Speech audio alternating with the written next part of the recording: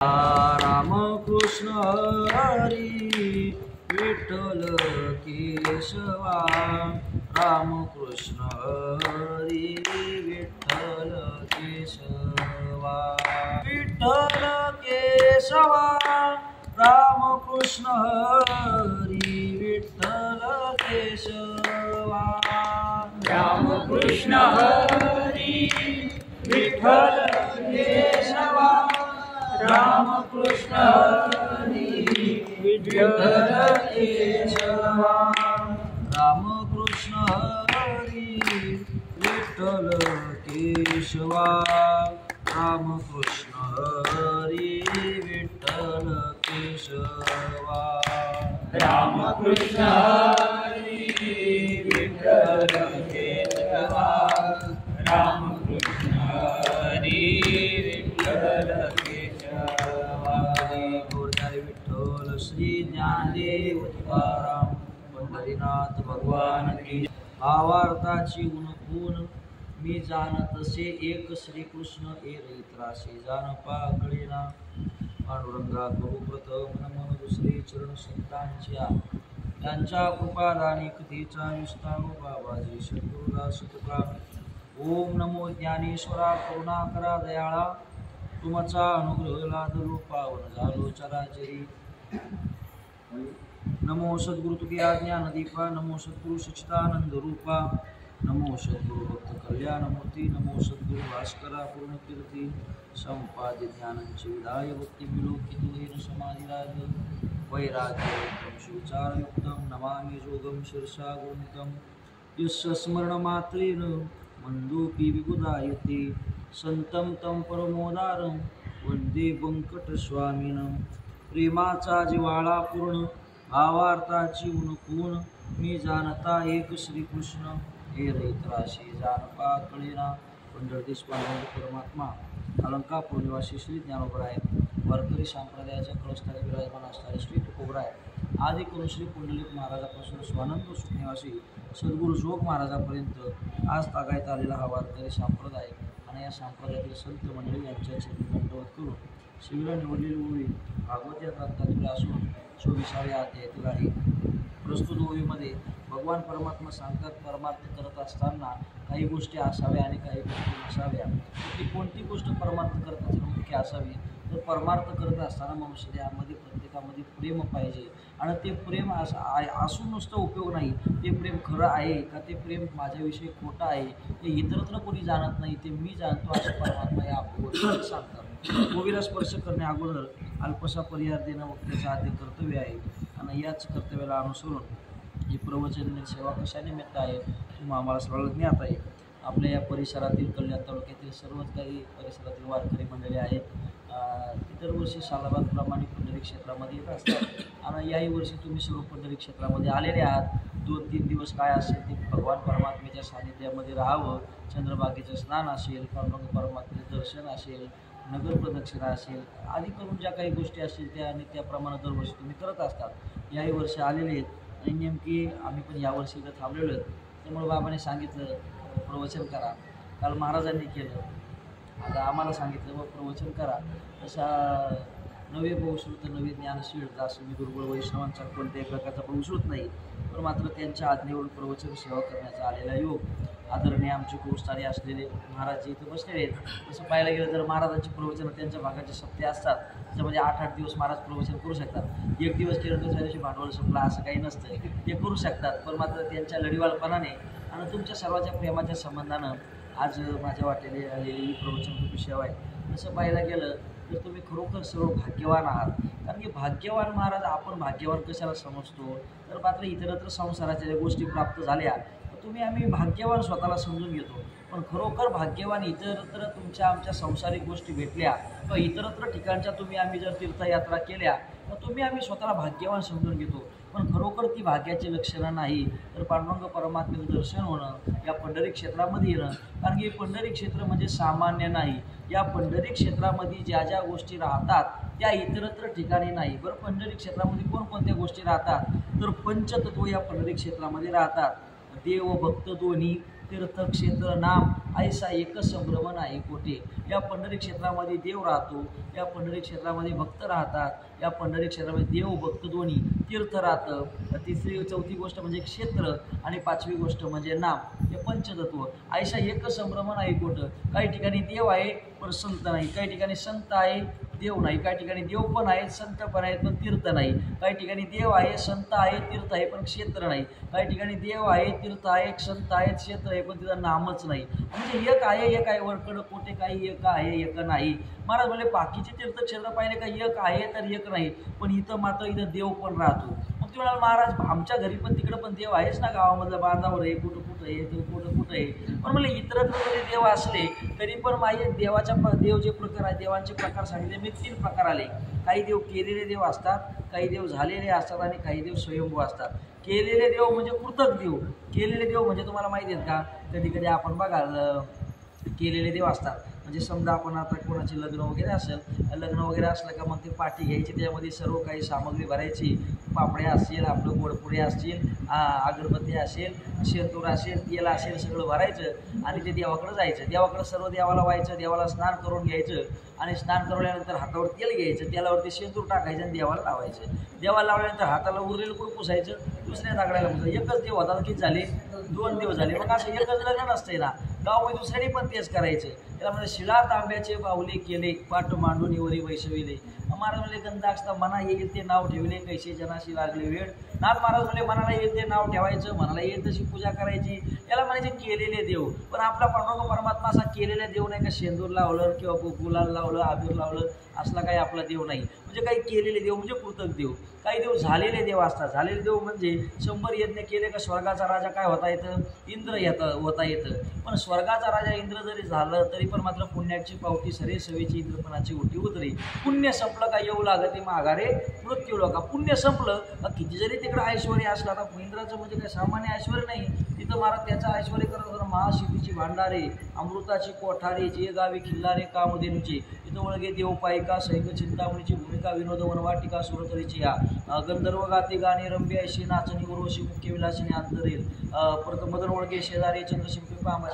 अनेक महाराज स्वर्गाचं वर्णन ज्ञानदेवाने केलेलं आहे. त्यांना म्हणलं एवढं म्हणले स्वर्गात असलं एवढ्याचा उपभोग जरी त्याला घेता याला आणला तरी पण मात्र पुण्य संपलं का लगे येऊ लागत ते माघारी. मग महाराज म्हणले आपला देव तसा आहे का, म्हणले झालेला देव सुद्धा आपला नाही. मग म्हणले काही केलेले देव आहेत काही झालेले देव आहेत, पण आपला पांडुरंग परमात्मा स्वयंभू देव आहे. आणि स्वयंभू म्हणजे महाराज ठाईचाची काळा अनादि बहु काळा, अनादि काळापासून महाराज म्हणले साऱ्या देवाचा देव आहे तो. असा देव कुठं राहतो तर तोही देवाचाही देव. देवाचा देव कुठं राहतो, पंढरी क्षेत्रामध्ये राहतो. म्हणून त्या देवाचं तुम्हाला आम्हाला दर्शन होते, तुमचं आमचं भाग्य आहे. इथं देव राहतात देव. दुसरी गोष्ट इथं भक्त राहतात, इथं संत राहतात. बरं बाकी ठिकाणी राहतात ना, पण बाकी ठिकाणी जरी संत असले तरी पंढरी क्षेत्रातले संत आहे वतनदार संत आहेत.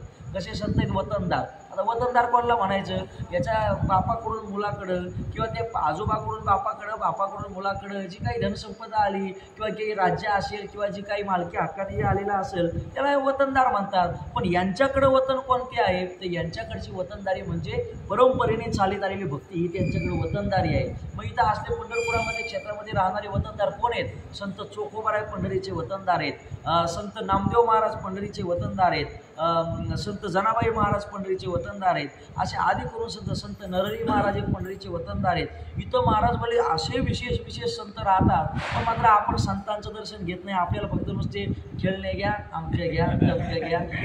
माऊली आमच्या विनोदाने सांगत असतात बाया घेतात बांगड्या गडी घेतात बांगड्या, जसं काही पंढरी क्षेत्रात. पण असे काही संत राहतात बघा ना. महाराज म्हणजे त्या संतांमध्ये एवढं सामर्थ्य. आता इथं पंढरी क्षेत्रामध्ये शिरवळकर महाराजाचा वाडा आहे. दत्तविप्र घाटाच्या पुढं वरती गेलो तर तिकडून बारी अशा आतमध्ये गेली बघा. त्या आतमध्ये गेल्यानंतर तिथे शिरवळकर महाराजांचा वाडा. त्यांना सुद्धा वतनदार संत म्हणलं जातं गंगू काका महाराजांना. का, परंपरेनं मात्र परमार्थ चालवते. गंगू काका म्हणजे शिरवळ म्हणजे त्यांचं गाव कोकणामध्ये आलं शिरवळ. त्या शिरवळचे ते गंगू काका महाराज त्यांच्या पांडुरंग परमात्मा स्वप्नात गेले, म्हणले पंढरी क्षेत्रामध्ये जा, तिथं तुम्हाला अमक्याच्या घरी बडवे महाराजांच्या घरी तुम्हाला म्हणले प्रसाद मिळेल, तुकोबरायचा प्रसाद, तुकोबरायचे हस्तलिखित ग्रंथ म्हणले तुम्हाला मिळतील, त्याच्यावर तुम्ही साधना करा. बरं, गंगू काका महाराज पंढरी क्षेत्रामध्ये आले आणि बडवे महाराजांच्या घरी गेले. म्हणले महाराज, म्हणले मला तुमच्याकडून प्रसाद पाहिजे. म्हणले प्रसाद पाहिजे, या मग जेवायला. म्हणले पंगत तिथं चालूच आहे, या जेवायला. म्हणले तो प्रसाद नको, मग कोणता पाहिजे? गंगू काका महाराज काही म्हणत नाही, काहीच नाही. अहो म्हणले प्रसाद पाहिजे, मग या की जेवायला.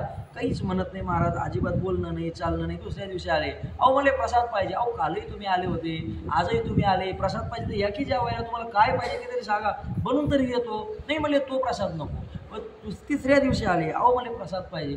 परवा दिवशी आले, कालही आले, आजही आले, प्रसाद पाहिजे म्हणता आणि जेवायला म्हणलं तर तुम्ही जेवण पण नको म्हणता, मग प्रसाद तरी कोणतं पाहिजे? म्हणले सांगू का? म्हणले तुकोबरायचे हस्तलिखित जे ग्रंथ आहेत ना, परमात्म्याला मला सांगितलंय, म्हणले तुमच्याकडून ते मला प्रसाद म्हणून पाहिजेत. अहो म्हणले प्रसाद म्हणून कसं देणार? आमच्या घरी परंपरेने म्हणले आलेले ते तुकोबरायचं वाङ्मय आहे, तुकोबरायचे हस्तलिखित आहेत, आम्ही कसं काय देणार? नाही म्हणले मला घरामध्ये विचारावं लागेल. नाही म्हणले तुम्ही द्यावंच लागेल. तुम्ही म्हणता कसं काय द्यावं लागेल? अहो म्हणले देव माझ्या स्वप्नामध्ये आला, सांगितलंय का म्हणले बडवे महाराजांच्या घरी ज्या हस्तलिखित वह्या आहेत तुकोबरायच्या, म्हणजे तुकोबरायचे अभंग, ते आम्हाला पाहिजे. म्हणले तुझ्या स्वप्नामध्ये आलाय देव, आमच्या स्वप्नात कुठं आलाय? ते बडवे महाराज म्हणले. दुसऱ्या दिवशी देव त्यांच्या स्वप्नात गेला, सांगितला जे म्हणले गंगू काका महाराज आलेले त्यांना त्या हस्तलिखित वह्या तुकोबरायच्या देऊन टाका अभंगांच्या. तर ठीक आहे म्हणले. दुसऱ्या दिवशी मग त्यांनी सगळे विधिवत त्या ग्रंथाची पूजा केली. तुकोबरायची गाथा हस्तलिखित तुकोबरायने लिहिलेली, हस्तलिखित ते तुकोबरायच्या गाथेची पूर्ण महाराज त्यांनी पूजा केली, सगळं केलं. आणि मात्र गंगू काका महाराजांच्या हातामध्ये त्या वया दिल्या. वया दिल्यानंतर मग आता तरी पण मनामध्ये कुटस्थ बुद्धी, आता म्हणलं कसं काय? म्हणले याला तर वया दिल्या, पण मात्र या वया परत मिळवायच्या. मग मिळवायच्या कशा? आता घेऊ तर शकत नाही. म्हणून त्यांनी सांगितलं, गंगू काका महाराज म्हणले अहो तुम्ही वया दिल्यापर्यंत पुढे राहायला ठिकाण आहे का? मग यांनी जे राहायला ठिकाण सांगितलं ते राहायचं ठिकाणांना असं होतं का त्या राहायच्या वाड्यामध्ये ब्रह्मराक्षस राहायचं. काय राहायचं? ब्रह्मराक्षस राहायचं. ते वाडा अजून आहे, ती भिंत पण अजून आहे. त्याला पाहिजे असेल त्याने उद्या पाहू शकता जाऊन, तिथं तो वाडा पण आहे आणि ती ब्रह्मराक्षसच्या भिंतीवर बसायची ती भिंत सुद्धा अजून आहे. म्हणले या वाड्यामध्ये त्या वाड्याची अशी विशेषता होती, गाय जरी त्या वाड्यासमोरून गेली तरी गाय मरून पडायची, एवढं ब्रह्मराक्षसचे डेंजर होतं. म्हणले हे जर गेले इथं तर म्हणले हे पण मरून पडतील, आपल्याला परत त्या वाया मिळतील. म्हणून त्याने सांगितलं. पण गंगू काका महाराज गेल्यानंतर जिथं गाय मरून पडायची त्यांना काहीच झालं नाही. पुढे आतमध्ये सगळे साफसफाई स्वच्छता केली, एका ओवरीमध्ये बसले. पूर्वीच्याकडे काय लाईट नव्हती, दिवा लावला. दिवा लावल्यानंतर ते काय व्हायचं, गाथेच्या भजनामध्ये एवढे तल्लीन व्हायचे, अखंड गाथेचं भजन करायचे. मग ती वाद तुम्ही मागं व्हायची, मागं वाद झाली का मात्र प्रकाश कमी पडायचा. प्रकाश कमी पडल्यानंतर यांना व्यत्यय यायचा. पण ती वाद वरती करायला गेल्यावर थोडासा वेळ वाया जाईल म्हणून मात्र ते फक्त वाचतच राहायचे. ते ब्रह्मराक्षस त्या भिंतीवर उतरायचं, ती वाद वर करायचं, महाराजांनी भजन करायचे. ते ऐकता ऐकता महाराज पण मुक्त झाले आणि ते ब्रह्मराक्षस सुद्धा मुक्त झालं. मला सांगण्याचा यथार्थ एकच आहे, या पंढरी क्षेत्रामधले असे भक्त राहतात का मात्र परिसा भागवत, मुक्त आपल्या रुक्मिणी मातेचे एकनिष्ठ असे सारे वतनदार आपण. म्हणून इथं पंढरी क्षेत्रामध्ये तुम्ही आले, भाग्य आहे तुमचं. कारण की इथं देव आहे, इथं भक्त आहे, देव भक्त दोन्ही. इथं तीर्थ आहे, तीर्थ म्हणजे चंद्रभागेसारखं तीर्थ आहे. सकाळी तुम्हाला आनंद वाटला, महाराजांना म्हटलं महाराज सगळं भक्त परिवार म्हटलं उठलाय तुम्ही काही काळजी म्हणजे तुमचाच भक्त परिवार आहे. महाराज म्हणलं उठलाय 3 वाजता. हे जे चंद्रभागेचं तीर्थ आहे ना, ते चंद्रभागेचं तीर्थ सामान्य नाही. या पंढरी क्षेत्रामध्ये रंगनाथ गुरुजी परभणी करायचे. त्यांना एकदम विद्वान, एकदम पंडित होते, म्हणजे सर्व शास्त्र संपन्न असे होते, ज्ञान संपन्न होते. त्यांना विचारलं का हो जगातलं 1 नंबरचं पाणी कोणतं? ते म्हणले 1 नंबरचं पाणी गंगेचं आहे. मग वाक्य म्हणायला लागले का हो राहतात पंढरीत, स्नान करतात चंद्रभागेत, पाणी पेकतात चंद्रभागेत, पाणी कोणतं भारी म्हणता? तर गंगेचं. अहो तुम्ही मला पाण्याचं विचारलं, ही चंद्रभागा नाही, ही अमृतवाहिनी. म्हणले अमृतवाहिनी, ही नुसतं पाणी नाही. महाराज म्हणतात का ही अमृतवाहिनी आहे. आणि अमृतवाहिनीचं आता इथं महाराज आपल्याला आल्यानंतर आपल्याला महत्त्व कळत नाही. आणि लक्षात घ्या, एखादी गोष्ट जवळ असल्यावर खरंच महत्त्व कळतं का? बाबांनी एक दृष्टांत सांगितला होता. काही नवीनच लग्न झालं होतं दोघांचं आणि ते पंढरी क्षेत्रामध्ये आलं. पंढरी क्षेत्रामध्ये आल्यानंतर त्याची पत्नी म्हणायला लागली का म्हणले मला होडीमध्ये बसायची इच्छा आहे. पण ठीक आहे, होडीत बसायची. त्यांनी ते पोराला आवाज दिला का रे म्हणले 1 सीटाची किती? म्हणले 50 रुपये. 2 सीटाचे 100 रुपये. बरं ठीक आहे, 100 नाही 150 घे, पण आम्हाला म्हणले फिरवणार. ठीक आहे, बसले 2 जण आणि बसवले त्या पोराने त्यांना. आणि त्याने आवाज दिला, ओ बाबा इकडे या. त्याच्या वडिलाला आवाज दिला, बाबा म्हणले इकडे या, यांचे म्हणजे 100 रुपये घ्या ना, यांना कुठं जायचं ते फिरून आणा. अरे तू कुठं चालला? म्हणले मी घरी आंघोळीला चाललोय. कुठं चालला? माझं बोलणं कळालं. तू कुठं चालला म्हणले घरी. आता इथं चंद्रभागेत का पेट्रोल होतं का डिझेल होतं, पण जवळ असल्यामुळं माणसाला काय कळत नाही, त्याची विशेषता कळत नाही. पण मग त्या चंद्रभागेत स्नान करण्याकरता मी नाही सांगत, महाराज नाही सांगत, हे कॅमेरेवाले महाराज नाही सांगत, बाबा नाही सांगत, कोण शंकर सांगे ऋषी जवळी सगळं तीर्थे माध्यानं काळी येते पुंडलिका जवळी. दररोज दुपारी 12 वाजता सर्व तीर्थक्षेत्र त्या पुंडलिकापाशी स्नान करण्याकरता येतात. का गंगा यमुनाचं बाकीचे तीर्थक्षेत्र असतील ना त्यांच्यामध्ये स्नान करून ते मलिन होतात, मग ते शुद्ध होण्याकरता कुठे येतात तर पंढरी क्षेत्रामध्ये येतात. आणि आपण शुद्ध होण्याकरता चाललो गंगेला, चाललो काशीला, अमक्या चाललो तमक्या चाललो.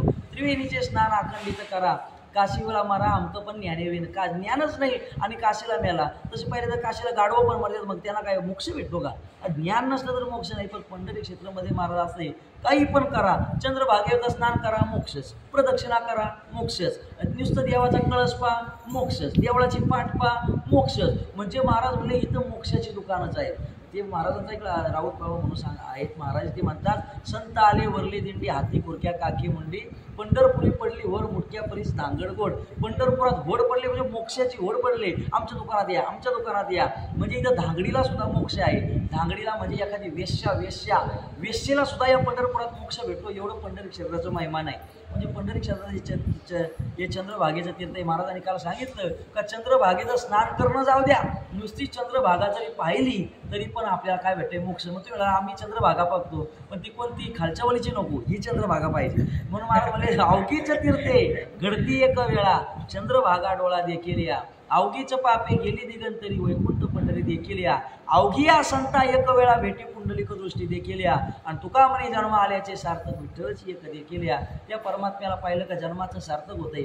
जन्माचं सार्थक कोणकोणत्या स्थितीमध्ये होतंय? परमात्म्याचं दर्शन झालं जन्माचं सार्थक, चौथा पुरुषार्थ साध्य झालं जन्माचं सार्थक.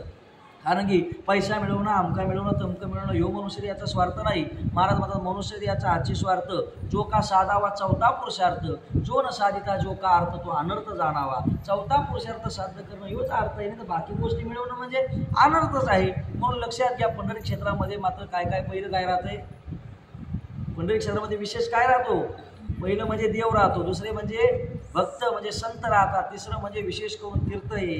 याच्यामध्ये हे तीर्थ जगाच्या पाठीवर कुठंच नाही. नुसतं ते चंद्रभागेला पाहिलं तरी पण अनंत जन्माची पापं तुमच्या आमच्या. नवे नवे पंढरी क्षेत्राचं महिमान करत असताना अनेक संतांनी विशेष वर्णन केले. म्हणून देव भक्त दोन्ही तीर्थ क्षेत्र आहे. एक क्षेत्र असं आहे अनंत तीर्थाचे माहेर, अनंत असं अभंग आहे बरं का पाठाला, बुधवारच्या अभंगात आहे.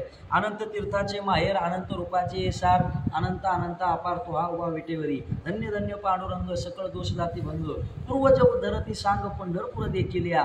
महाराज या पंढरपूर असं आहे काय अनंत तीर्थाचं माहेर आहे, अनंत रूपाचं सार आहे तो पांडुरंग परमात्मा. आणि तुम्ही इथं दर्शनाला आले तुम्हाला पुण्य प्राप्त होईलच, पण मात्र तुमच्या सहित आता एखादा माणूस आला त्याची तो नाही आला त्याच्या बायकोचा पण उद्धार होईल, त्याच्या पूर्वजाचा पण उद्धार होईल. महाराज म्हणले सगळं कुळ उद्धार दिले. याच्यामध्ये काय सांगितलं? अनंत तीर्थाचे माहेर, अनंत रूपाचे सार, अनंत अनंत अपार तो व्हावी ठेवी. धन्य धन्य पांडुरंग सकळ दोष जाती पूर्वज उद्धरती सांग, त्यांचे पूर्वज सुद्धा उद्धरतील जो पंढरपूरला आला. बरं नुसती गोष्ट महाराज म्हणतात पूर्वज उद्धरतात. या पंढरपुरात आल्यानंतर नवे नवे जशी महाराज चंद्रभागेला पाहिल्यानंतर आपल्या काय होतंय ते पुण्य प्राप्त होतंय. हेच महाराज नामदेवराय म्हणतात निरा भेवरा पडता दृष्टी, स्नान केली या शुद्ध सृष्टी, अंती तो वैकुंठ प्राप्ती आयशा परमेश्वरी बोलेला. मी नाही म्हणलं, तुम्ही नाही म्हणलं, परमेश्वर परमात्मा म्हणतो. निरा भेवरा म्हणजे निरेचं आणि भेवरेचं संगम होऊन ही चंद्रभागा पुढे झालेली. म्हणून निरा भेवरा पडता दृष्टी, स्नान केली या शुद्ध सृष्टी. म्हणून त्याला काय होतंय का काय हे सगळे बेकारच आहेत, आमचे बरेच सगळे आमचेच घरचे चांगले आहेत, हे सगळे वाईटच आहेत. ही दृष्टी आहे नाही माणसाकडं. मग शुद्ध महाराज म्हणजे शुद्ध सृष्टी म्हणजे काय? मनुष्य याची दोष दृष्टी जाते. शुद्ध सृष्टी अंती तो वैकुंठ प्राप्ती, अंताला वैकुंठ प्राप्ती आम्हाला मिळते असं कोण म्हणतंय? स्वतः भगवान परमात्मा म्हणतात. हे पंढरीचं महिमान. आता जेवढं सांगावं तेवढं कमीच आहे, आपले ओवी राहूनच जाईल. स्वतंत्र कीर्तन होईल या पंढरी क्षेत्रावर. ती पण बसले ना अनंत महाराज म्हणतात देव भक्त तीर्थ क्षेत्र आणि नाम या पंढरी क्षेत्रामध्ये. बघा आता चातुर्मास चालू आहे तर प्रत्येक मठामठात देवाचं नामसाधना चालू आहे. आहे. मग ते अमळनेरकरांचा वाडा असो, वास्कर महाराजांचा वाडा असो, शिवळकर महाराजांचा असो, आपल्याला 3-3 दिवसाचे सप्ते करायला जीवावर येत आहे. 3-3 सप्त्याचे 2-2 सप्ते व्हायला लागले गावोगावी. असं व्हायला लागलं. योगेश महाराज इथं 1-1 महिन्याचा सप्ताह चालतो, 1-1 महिन्याचा उत्सव चालतो, 2-2 महिन्याचा उत्सव चालतो.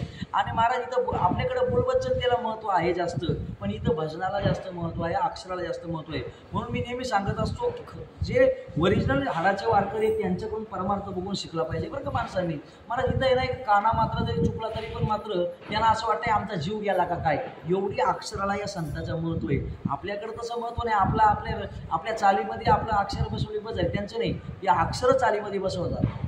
आपलं कसं आहे, एखादा इकडूनचा तुकडा तिकडं झाला का, तिकडूनचा ज्ञानियांचा गुरु राजा महाराव झाला का ना, गुरु महाराव असं इकडून काय झालं, आपल्याला उलटच म्हणतात तो अभंग, लक्षात घ्या. म्हणून इथं महाराज म्हणतात या गोष्टीला पुरेपूर महत्त्व आहे. इथं नामसाधना विशेष करून चालते. म्हणून लक्षात घ्या, या पंढरी क्षेत्रामध्ये विशेष देव आहे, साऱ्या देवाचा देव आहे, सर्व तीर्थाचं तीर्थ आहे, सर्व क्षेत्राचं क्षेत्र आहे, सर्व भक्तांचा, महाराज म्हणतात भक्तांचा भक्त म्हणजे पुंडलिकराय, महाभक्त आहेत पुंडलिकराय, भक्तांचे भक्त विशेष राहतात. इथं महाराज म्हणले विशेषची जगतामध्ये नामसाधना आहे ती इथं चालते. अशा या पंढरी क्षेत्रामध्ये आम्ही आले. म्हणून लक्षात घ्या, बाकी तीर्थक्षेत्र जरी किती केली तरी पण त्याच्यामध्ये किती सामर्थ्य आहे महाराज माहीत नाही. तीर्थे केली कोटीवरी, नाही देखील पंढरी, जळो त्याचे झाले पण जो न देखी समज. जळू दे करू दे म्हणले, काशीला गेला काय ना वाशीला गेला काय, पण पंढरी क्षेत्राला नाही आला ना, नको सांगू जा तिकडे काय करायचं. केदारनाथला गेलो, पण महाराज म्हणले केदारीचे उदकपान तरी पिढ द्या अशी. केदारनाथला गेला थंडीनं कुरकुडून द्याला, पंढरी क्षेत्रामध्ये झालं का असं. महाराज म्हणत बाकी तीर्थक्षेत्रात गेलं तर काहीतरी विधी आहे, तो झाल्यानंतर तिथं मोक्ष, पण पंढरी क्षेत्रामध्ये असं नाही. बरं महाराज म्हणतात की गाडी कुरुक्षेत्र जाण ते जे हिरण्यदान, कुरुक्षेत्राला गेलो महाराज म्हणले मोक्ष भेटो, पण तिथं हिरण्यदान करावं लागतं.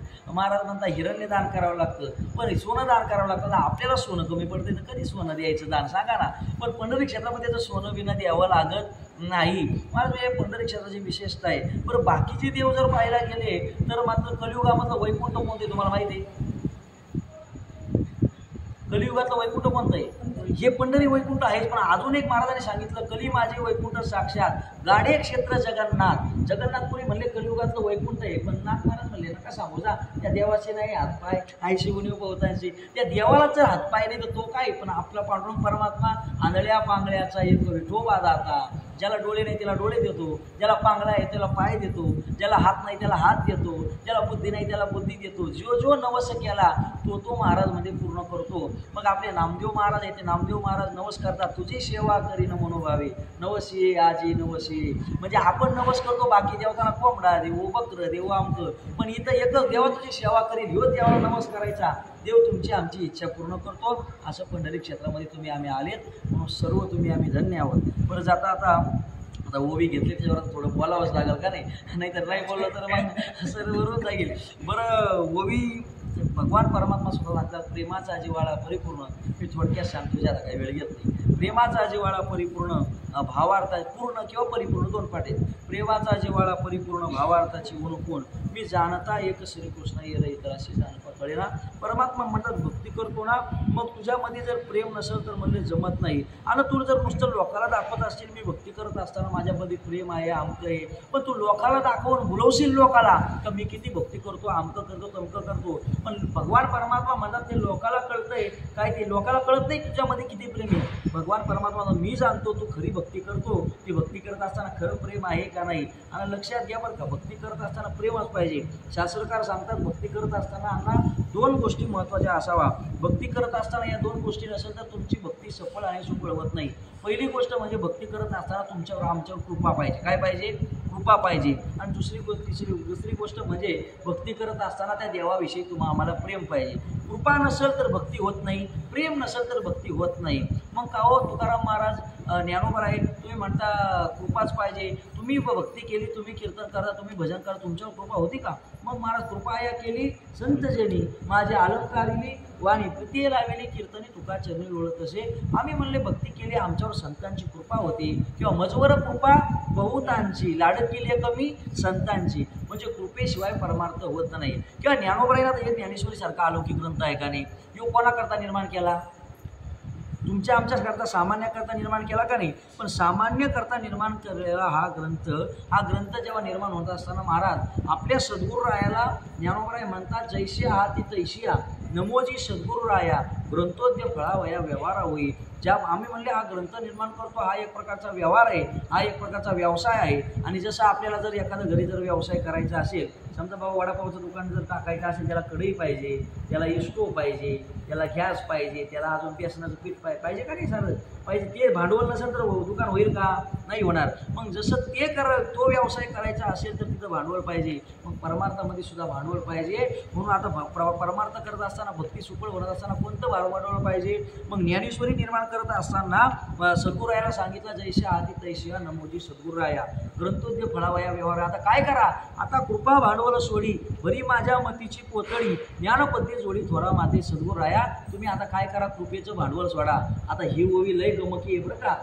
ज्ञानोबराय म्हणजे कोण होते, तुमच्या आमच्यासारखे होते का, 2-4 बिवा पाड झालेला की चला महाराज गेला असं होते का. ज्ञानोबराय असे ज्ञानाचे चक्रवर्ती, तो ज्ञानाचीच मूर्ती. बाबाच्या भाषेत सांगायचं म्हणजे ज्ञानालाच फुटलेले हातपाय म्हणजे माझे ज्ञानोबराय. ज्ञानियांचा गुरु राजा महाराव, ज्ञानियांच्या गुरूंचे गुरु महाराजांनी सांगितलं नाही का आपल्याला, गुरूंचे गुरु येत ज्ञानोबराय. योग्यांच्या गुरूंचे गुरु योगीराज आहेत ज्ञानोबराय. म्हणजे ज्ञानोबराय म्हणजे सामान्य नाही, सोपे नाही, ते ज्ञानसंपन्न असलेले ज्ञानोबराय म्हणतात सद्गुरुराया. आता कृपेचं भांडवल म्हणले सोडा. म्हणजे लक्षात घ्यायची तर ज्ञानोबरायांचा परमार्थ सुफळ सफळ होण्याकरता, ग्रंथ सुफळ होण्याकरता त्यांना जर कृपेची गरज लागते, तुम्हाला आम्हाला कृपेची गरज लागणार नाही. मग परमार्थ सफळ आणि सुफळ होण्याकरता कृपा पाहिजे. संतांना लागली तुम्हाला आम्हाला आवश्यक लागणार, कृपा नसेल परमार्थ होत नाही. दुसरी गोष्ट तुमच्या आमच्यामध्ये प्रेम पाहिजे. प्रेम नसेल तर परमार्थ तुमचा आमचा सुफळ होत नाही. मग एखादा म्हणा महाराज आहे की आमच्यामध्ये प्रेम, पण तुमच्या आमच्यामध्ये प्रेम आहे ना, ते प्रेम जगत त्या परमात्म्याला चालत नाही, ते वेगळं प्रेम लागतं. तुमच्या आमचं प्रेम आहे, कोणाकोणावर प्रेम आहे बरं, लहान पोराचं कोणावर तरी प्रेम आहे, तरुण माणसाचं कोणावर. ज्ञानोबराय म्हणतात पहिलिया बाळ कसे लहान लेकरू असे, शाळेतून जर आलं आई कुठे गेली, आई नाही आता मम्मी कुठे गेली, मम्मी कुठे गेली.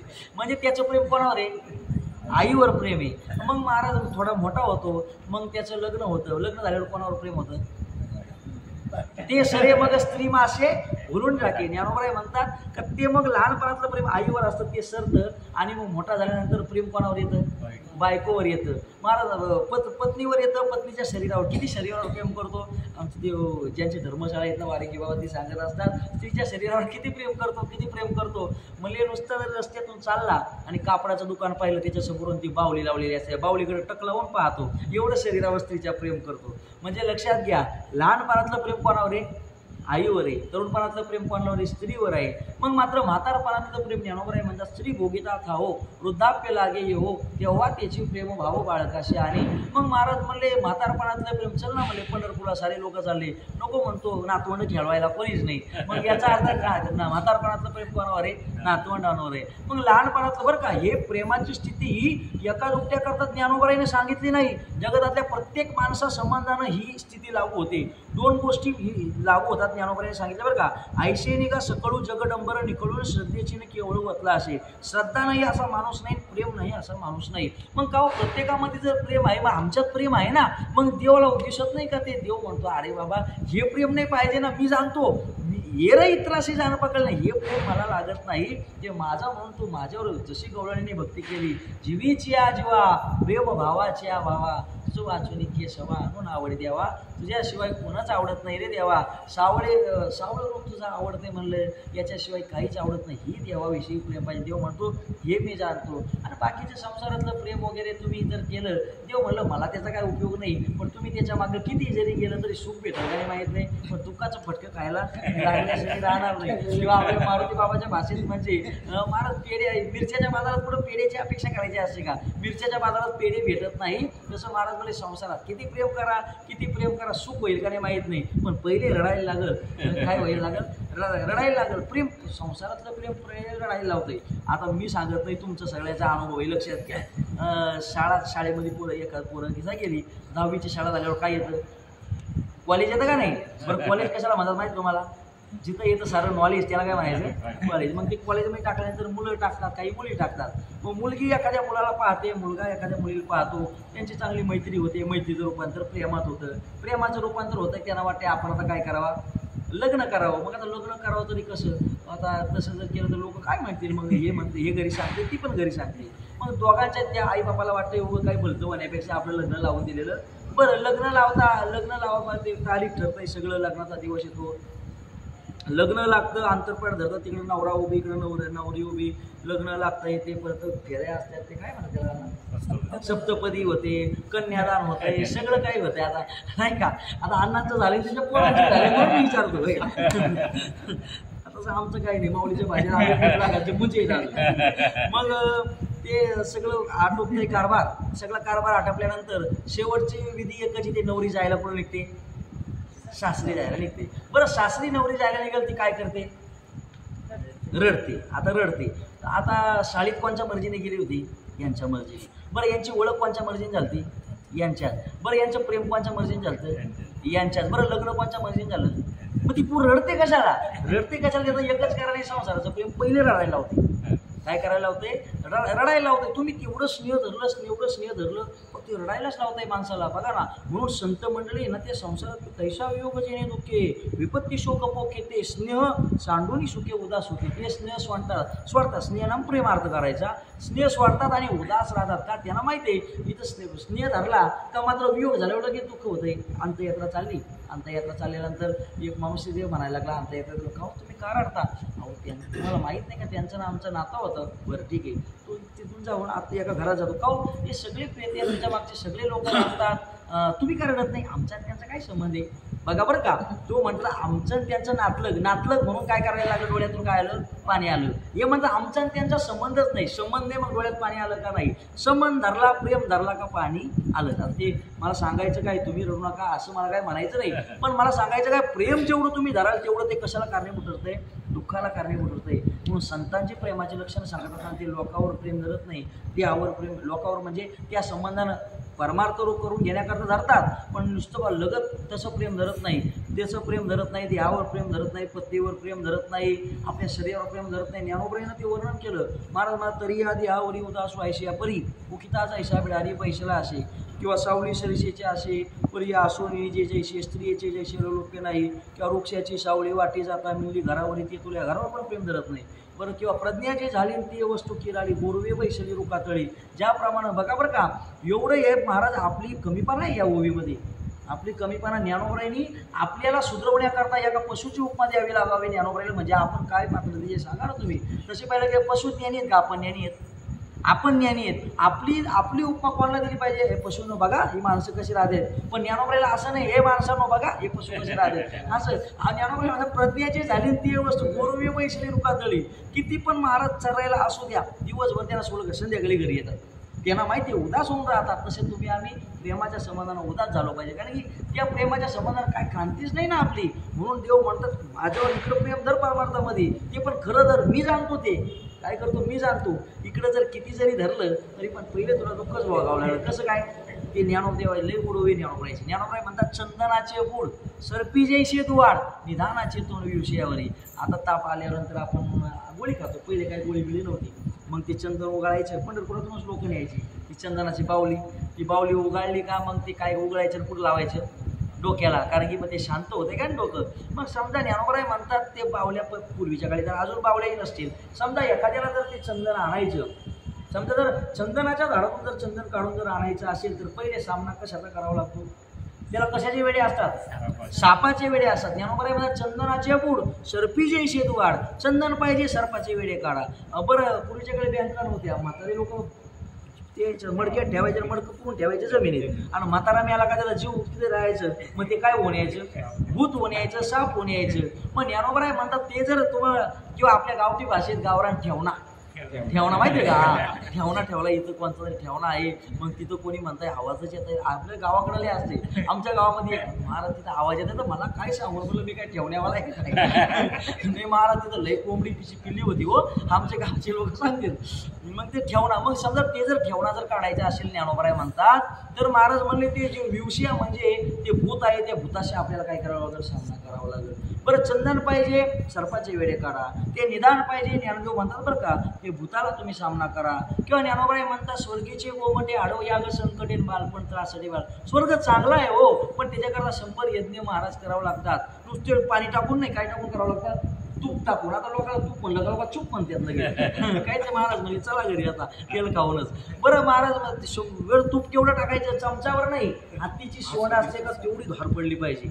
मग सांगा बरं एवढं शक्य आहे का तुम्ही आम्हाला? म्हणजे स्वर्ग चांगला आहे, पण मात्र ज्ञानोबराय म्हणतात ते यज्ञ कर्म दुःख आहे. स्वर्गीचे गोमटे आडव याग संकटे बालपण त्राससाठी बाळकाळे. बाळपण चांगलं आहे, सुख नसते दुःख नसते, पण बाळकाला जे आजारपण झालं काय दुःख झालं सांगता येतं का त्याला? नाही, ते रडत राहतंय फक्त. बालपण त्राससाठी बाळकाळे. किंवा महाराज वैदिपाची सिद्धी अवघड धुमाती नातडी औषधी जिभेचा ठाऊ. महाराज म्हणले अग्नी चांगली अन्न शिजण्याकरता, पण अग्नी पेटवायच्या आधी डोळ्यामध्ये धूर घालून घ्यावा लागतो. औषध चांगलं आहे महाराज शरीर चांगलं होण्याकरता, पण त्याच्या आधी जिभेला कडूपणा भोगावा लागतो. तसं महाराज म्हणजे संसाराचं प्रेम तुम्हाला आम्हाला चांगलं वाटलं तरी पण त्याच्या आधी दुःख भोगावं लागेल ना. मग परमार्थिक प्रेम महाराज जर पाहिलं गेलं का परमार्थिक प्रेम धरलं ते देवाविषयी, तर महाराज ते आधी पण सुखरूप आहे आणि अंताला पण सुखरूप आहे. असं मात्र इतरत्र साधनं नाही. बाकीची साधनं जरी पाहिली, सुरुवातीला सुखरूप शेवटाला दुःखरूप, शेवटाला सुखरूप तर सुरुवातीला दुःखरूप, पण दुःख आहेच. पण मात्र भगवान परमात्मा म्हणतात परमार्थिक साधन असं एक त्याच्यामध्ये जर तू प्रेम जर धरलं तर तुझ्या जीवनाची महाराज तुझ्या जीवनामध्ये चांगलंच काहीतरी येईल. किंवा ज्ञानोबराय म्हणतात प्रेमाचा जिव्हाळा नाममुखाशी आले आणि सार्थक पै झाले संसाराचे. आमच्या जीवनाचं सार्थक झालं. प्रेमयुक्त अंतकरणाने तुम्ही आम्ही जर भक्ती केली तर मात्र देव म्हणतो ती खरोखर करतो का खोटी करतो हे मी जाणणार आहे, पण तू प्रेमयुक्त अंतकरणाने कर. नाही तर जर तू खोट्या रूपाने जर करत असेल तर मात्र लोक तुला मानतील काय भक्ती करतो, काय भक्ती करतो, काय माळा घातल्या, काय टिळा लावला, काय टोपी घातली, काय धोतर घातलं एवढ्या मोठ्या काठाचं, त्याचं काय लुगडंच. लोकांना भुलवशील तू. पण देव म्हणतो मी जाणता एक श्रीकृष्ण. अरे मला कळतंय ते, नाही तर लोकांना एक दृष्टांत सांगतो सेवा मी संपूर्ण आहे. झालेला टाईम आपला बरं का. एका ठिकाणी तुकोबाराय सांगतात एक धनगर बाबा होता, त्याचे भरपूर मेंढ्या आमचं तंप होतं. नेमकी झालं काय, पावसाचा जोर वाढला आणि त्यांचा एक पोकड मिळाला. कोणाचा? धनगराचा एक पोकड मिळाला. पोकड मिळाल्यानंतर मग आता काय करावं, दुःख वाटायला लागलं, कुविरा गुळा कुठंतरी व्हावा म्हणून गावामध्ये एका ठिकाणी पोथी चालू होती, तिथं जाऊन बसला. पोथी चालू तिथं जाऊन बसल्यानंतर सगळे लोक बसले होते, यो पण जाऊन तिथं बसला आणि ते पोथी ऐकता ह्यो रडायला लागला. लोकांना वाटलं काय बाबा प्रेम आहे, आणि महिनाभर येतो तरी पण काय डोळ्यातून काय आहे ना पाण्याचा, आणि ह्यो आजच काय रडायला लागला. खरंच काय देवावर याचे प्रेम आहे. लोकांना वाटलं याला आता नाही विचारूच आपण, याला काय समजलं नक्की, रडायला लागला ना नक्की. मग त्याला पोथी झाल्यावर विचारलं काय रे बाबा, आम्ही एवढं महिन्याभर आलो, आम्ही काय डोळ्यातून पाणी झालं नाही, तू रडतो? अहो म्हणले ते बोकडं पाहून मला त्याचीच आठवण झाली. त्याची म्हणजे कोणची? इथं बोकडाची. बोकडाची का म्हणले का? अहो म्हणले पावनी पुराणिकाची दाढी रडे पडे नागवडी प्रेम करे दिशे जना. त्या पुराणिकाच्या दाढीकडे पाहायचं आणि त्याला त्या बोकडाची म्हणतो माझ्या बोकडाची पण अशीच दाढी होती म्हणतो. म्हणजे त्या बोकडाकडे पाहून लोकांना वाटायचं देवा करता रडतो. बरं त्या पुराणिकांनी महाराज प्रकृती पुरुषाच्या संबंधानं 2 बोटं वरती गेली का याला वाटायचं माझ्या बोकडाच्या 2 शिंगाचंच वर्णन करतो काय. त्या बोकडा महाराज या बुवानं मात्र 4 वेदाच्या संबंधानं 4 बोटं वरती गेली, याला वाटायचं माझ्या बोकडाच्या 4 पायाचंच वर्णन करतो. 2 शिंगे 4 पाय डावी पुन्हा म्हणे होय प्रेम करे दिशे जना भिन्न अंतरी वासना. लोकांना वाटतंय प्रेम आहे, पण मात्र हे प्रेम देव म्हणतो तू लोकांना दाखवशील प्रेम, पण खरं काय ना खोटं काय म्हणून प्रेमाचा जिव्हाळा परिपूर्ण भावार्थाची गुणपूर्ण मी जाणता एक श्रीकृष्ण येर इतराशी जाणपा कळेना. म्हणून तू लोकांना दाखवशील पण मी एकटा जाणतो. म्हणून जाता जाता एकच सांगतो, लक्षात एकच ठेवायचं परमार्थ करत असताना पहिली तुमच्या आमच्यावर पाहिजे कृपा. म्हणून मला संतांची सेवा करून संतांचं शरण जाणं, दर्शन घेणं, दर्शन गेल्यानंतर त्यांची सेवा करणं आणि मग त्यांच्याकडून बोध प्राप्त करून घेणं, म्हणजे त्यांचे काय करून घेणं, कृपा प्राप्त करून घेणं. महाराजांनी सांगितलेलं आपल्याला सेवा करणं, दर्शन घेणं. महाराज तुम्हाला पुढे सांगतो या चातुर्मासात म्हणजे ऐकण्याची पुरवणी. एवढं महाराज विशेष ऐकायला भेटतंय. तुम्ही आम्ही महाराज खोट्यालाच बोललो गावाकडे बरं का. इथं खरं ऐकायला भेटतं. खरं कीर्तन कसं असावं, खरं प्रवचन करा असं असावं. आता गावचे लोक म्हणतात महाराज तुम्ही काय कीर्तन करता. राजू महाराजांना म्हटलं आम्हाला वाटतंय, पण आम्हाला मन सांगतंय आम्ही करतो हे पण सुद्धा खरं कीर्तन नाही. इथं आहे ना ते खरं कीर्तन आहे. म्हणजे लक्षात घ्या गावाकडं किती खोट्याला माणसं बोललेली आहेत. म्हणून लक्षात घ्या थोडं खावं. बाबा म्हणतात वाटीभर इकडे बदाम ठेवले आणि पोतेभर इकडे मुरमुरे ठेवले. पोतेभर मुरमुरे खावे का वाटीभर बदाम खावे?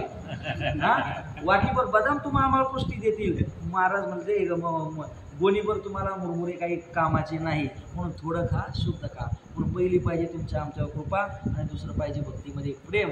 प्रेम जर असेल तुम्ही महाराज त्या देवाला मोदक नका देऊ, लाडू नका देऊ, भारी भारी सफरचंद नको, काहीच नको त्या देवाला. ती प्रेम असेल तर त्याच्यानं तो काय होतो, अवता होतो. म्हणून झालेली जी सेवा आहे ती भगवान पाहून संबंधानं, प्रेमाच्या संबंधानं बोलत असताना तुम्ही मला आधीच म्हणायचे की म्हणजे पुढे आत्माच्या संबंधानं बोलत असताना परमात्मा ती ओरिजिनल प्रेम पाहिजे आपल्याला. परमात्मा जाणतो ना. मी तर महाराज आता खरं जर पाहायला गेलं तर खरं आता हे समाजामध्ये चाललं तर महाराज हे खरं प्रेम आहे का नुसतं दाखवण्यापुरतं आहे? दंभे भक्ती करू सोंग जाऊ जना, तरी भावना वेगळाची. दंबानी भक्ती करतो, लोकांना सोंग दाखवतो, पण अंतरामध्ये भावना वेगळीच आहे ना. काय लोकांना दाखवण्याकरता तुकोबरायचे वाक्य आले बरं का, मी सांगतो आमकं सांगतो किंवा निंदेचं बोलणं नाही.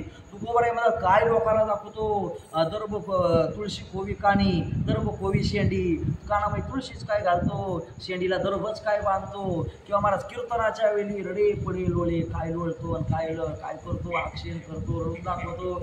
लोकांना वाटते काय बाई माता मावले गरीब असतात ना, वाटते काय बाई कालचा महाराज भारी होता, काय मस्त रडवलं. म्हणजे ऐकलं ज्ञानेश्वरी पाठ करून हे मिले कालच्या गाणी म्हणणारा चांगला पोहा. असं झालं.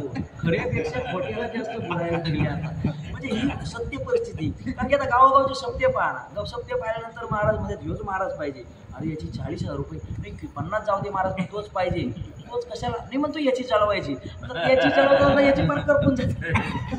महाराज म्हणजे त्याच्याकरता हे लोकांना दाखवण्यापुरतं झालं का मी भक्ती माझी आहे, देवाविषयी प्रेम आहे, त्याच्यामुळे कीर्तन ठेवतो. पण महाराज म्हणजे तुका म्हणे आयशे मावेचे मैंद, त्यापाशी गोविंद नाही नाही असे म्हणले.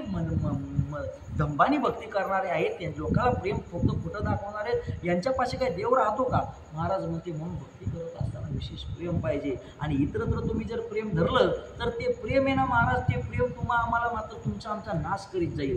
तुम्हा आम्हाला माहीत नाही पडणार बरं का. त्या प्रेमाच्या संबंधानं तुम्हाला एक ज्ञानोबाईची ओवी सांगतो, माझं सांगत नाही मी, लक्षात घ्या बरं का. आता आपल्याकडं गवत भरपूर असते, जर गवत भरपूर असते, समजा जर महाराज एखाद्या माणसाने जर आपली आग्न्या ते गवत असते तेव्हा एखाद्या माळाला जर समजा काळीपेटी पेटवली, टाकून दिली तर ते माळ काय होते, बोलत चला काय होते, जळत जाते का नाही? बरं ते माळ जळत चालल्यानंतर ती जो पूर्ण जी जागा असेल ते गवत जळत चालल्यानंतर ते गवतच जळतंय का त्यातले अनेक कीटक पक्षी पण मारतात, अनेक कीटक मारतात, अनेक पक्षी मारतात, काय बारीक छोटे मोठे असतील ते पशुपक्षी मारतात का नाही त्याच्यामध्ये? बरं ठीक आहे, अनेक प्रकारचे झाडं मारतात, अनेक प्रकारचं गवत मरतंय, अनेक प्रकारचे कीटक मारतात. बरं जे कीटक मारतात, अनेक प्रकारचे झाडं मारतात, हे कोणाच्यामुळं मारतात? अग्नीमुळं मारतात. बरं अग्नीमुळं मारतात, पण त्या अग्नीला कळतंय का आपल्यामुळे एवढ्याचा जीव चालला? हां, तरी मी या लागली आयशे पुढं जळत असे, हे नेहमीची उताशेची या परी. ज्ञानदेव म्हणतात अरे अग्नीला कळतंय का म्हणले, अग्नी लागल्यानंतर एवढं माझ्यामुळं जळतंय, जसं अग्नीच्यामुळं हे जळतंय, अग्नीच्यामुळं यांचं आयुष्य संपतंय. हे महाराज म्हणजे अग्नीला कळत नाही, पण ते होतंय अग्नीमुळं. तसं तुम्ही आम्ही इतरत्र ठिकाणी प्रेम धरतो, आम्हाला नाही कळत आपलं काय घात चालला, काय आपलं हे चाललं, पण मात्र ते प्रेम आहे तुमचं आमचं घात बरं का. ते प्रेम पण बघा ना महाराज, एकाला सुख देता येतं, एकाला दुःख देतं आहे. आपले पंचदशी कार्याने लई भारी सांगितलं, तेवढंच मला वाटतं एक हसायचं असेल, बाकी पंचदशीमध्ये हसायसारखं काहीच नाही. बरं ऐका ना, ज्ञान पंचदशीकार म्हणतात की ते वडील असतात, वडील ते काय करतात माहिती का, ते दिवसभर कामाला जातात आणि कामाला गेल्यानंतर मग ते येतात, आल्यानंतर मग काय ते पोरगं दिसलं, लहान पोरगं दिसलं की त्याला मिठी मारतात. मिठी मारल्यानंतर त्याला काय घेतात, मुका घेतात, पप्पी घेतात, काही म्हणा तुम्हाला कळल्याशी मतलब. मुका घेतात, मुका घेतल्यानंतर मग ते त्यांना आनंद वाटतो मुका घ्यायल्यानंतर. पण त्यांना महाराज मुका घ्यायला आनंद वाटतोय, पण बापाची दाढी त्याला टोचते त्या पोराला, त्यामुळे काय होते त्याला, हां ते शश्रुकंटेक वेदेना असं काहीतरी एक श्लोक आलेला आहे. बाळे रुदित पिता, ते बालकाचं जे बालक असते ना, बालक, याला त्याला पप्पी घ्यायला वडिलाला आवडतंय, पण मात्र काय होतंय, याला पप्पी घ्यायला आवडतंय पण याचे केस त्याला टोचतात म्हणून त्याला दुःख होते. म्हणून महाराज म्हणले त्याच्यावर प्रेम व्यक्त करायला गेलो का एकाला सुख होतंय तर एकाला दुःख होतंय. पण मात्र हे प्रेम एकाला सुख देणारं, एका दुःख देणारं, याच्यामध्ये महाराज सिद्धता काहीच नाही ना, याच्यामध्ये सिद्धता काहीच नाही आहे. एकाला आनंद देत आहे, एकाला दुःख देत आहे, याच्यामध्ये सिद्धता काहीच नाही. उलट ते महाराज तुमचं आमचं महाराज किंवा ज्ञानोबाई त्याच्या संबंधानं अजून एक दृष्टांत दिला. ज्ञानोबाई म्हणतात एखादी सूर्य असते किंवा एखादी हातदार हे असते, काहीतरी शस्त्र असते, ते शस्त्र एखाद्याला मारल्यानंतर त्याचा हात काय होते, कापतं, तिथून काय निघतंय, रक्त निघतंय. पण महाराज रक्त निघाल्यानंतर मग त्या माणसाला वेदना होते का नाही वेदना, मग ते वेदना होते, पण ती जखम कुपानामुळे झालेली, शस्त्रामुळे झाली. बरं ज्या शस्त्रामुळे त्या माणसाला जखम झाली आणि त्याला दुखापत झाली, हे शस्त्राला कळतंय का? किंवा काळकुटे आपले केले. ज्ञानोबा काय म्हणतात काळकुट असते. विष पेल्यावर काय होते? विष पेल्यावर काय होते? विष बाधा होते. म्हणजे माणूस त्याची पुण्यतिथी प्रवचन ठरलेलं आहे, कीर्तन ठरलेलं आहे, त्याचं काय होते? एवढंच होते. त्याची पुण्यतिथी होते त्याचं काय. मग विष बाधा झाली माणसाला. ज्ञानोबा म्हणतात तरी मी लागली आहे ती एक ओवी. त्याच्या पुढे एक ओवी सांगितली. आता मला पहिलं जो पूर्वार्ध आठवत नाही, पण मात्र पूर्वार्धामध्ये सांगितलं सुरी लागल्यानंतर ज्ञानोबा आता काय वाचणं काही झालं नाही. लगेच आपलं कसं थोडं वाचावंच लागते प्रवचन असं. बाकी सारखं काय नुसतं घ्यायचं ना आपलं सरसकट बोलच करायचं असं काही नसते, वाचावं लागते त्याला. बरं ज्ञान पूर्वार्धामध्ये सांगता सुरी लागल्यानंतर सुरीला कळत नाही का आपल्यामुळे एखाद्याला दुखापत झाली किंवा काळकुटे आपले केले. काळकुट नाव म्हणजे विष. विष बाधा झाल्यानंतर विषामध्ये माणसं मारतात, पण विषाला कळते का आपल्यामुळे अनेकाचे जीव जायला लागले. तसं महाराज म्हणले संसारिकाच्या ठिकाणी, इतर ठिकाणच्या ठिकाणी, विषयाच्या ठिकाणी तुम्ही जर प्रेम धरताना ते प्रेम तुम्हाला बरं वाटतंय, पण मात्र अनेकांचा जीव घेतंय, तुमची पण महाराज हानीच होतंय हे तुम्हाला आम्हाला कळत नाही. मग परमार्थावर देवाच्या विशेष प्रेम धरा आणि ते जर प्रेम आम्ही जर धरलं तर मात्र तुमची आमची क्रांती आहे. आणि नुसती महाराज प्रेम धरून महाराज ते दाखवण्यापुरतं नसावं. नाही तर महाराज आपण माळ जपतो, माळ जपल्यानंतर बाबा सांगतात काही लोक काय माळ जपतात, पण माळ जपताना दरवाजा लावून ठेवतात. दरवाजा लावतात पण खिडकी उघडी ठेवतात. माळ जपत असताना दरवाजा लावतात पण खिडकी मात्र उघडी ठेवतात. मग का खिडकी उघडी ठेवतात? त्यांचं म्हणणं असं असतंय का मी माळ जपतोय असं कोणतरी बघावं, साऱ्या गावात जाऊन सांगावं बुवा माळ जपतो, माळ जपतो. म्हणजे त्याच्यामध्ये प्रेम आहे असं काही दिसतच नाही हो. प्रेम आहे असं काही दिसत नाही, फक्त नुसतं दाखवण्यापुरतं किंवा नुसतं असण्यापुरतं. तर असं काही तुमची आमची भक्ती नसल्यामुळे म्हणून देव म्हणतो की दाखवण्यापुरतं नको बरं. मी जाणताय ना, मी जाणता एक श्रीकृष्ण ये र इतराशी जाणपा कळेना. मी जाणतो इतरत्र लोकांना दाखवशील, अमकं लोकांना वाटेल तुझा यावा, लोक तुझे पाया पडतील, हार घालतील, दानदक्षिणा देतील, पण मात्र असा सद्गुरू भोलेबाबा सांगायचं त्याचं वचन मी ऐकलं बुवा, लोकाला आवडेल असा परमार्थ करू नये, देवाला आवडेल असा परमार्थ करावा. बरं देवाला काय पाहिजे? देवाला प्रेम पाहिजे, दुसरं काहीच नको. ज्ञानदेव म्हणले त्या प्रेमाच्या ज्ञानोबराय तुम्ही एवढं सांगता प्रेम केलं पाहिजे, भागवतकार सांगतात प्रेम केलं पाहिजे, भक्तीमध्ये प्रेम असलं पाहिजे, कृपा असली पाहिजे, पण त्या प्रेमाच्या संबंधानं होतं काय? काय होतंय म्हणजे सार्थक उपाय झाली संसाराची. ज्ञानोबराय म्हणतात संसाराचं सार्थक झालं. तुम्ही म्हणा ज्ञानोबरायचं अवतार कार्य केवढं, संसार कधी केला ज्ञानोबरायनं? तर तुमच्या आमच्या संसाराची व्याख्या वेगळी. तुमचा आमचा संसार म्हणजे गाडी, बायका, पोरं, आमचं नाही तुमचंच म्हणा. संसाराची व्याख्या काय करतो?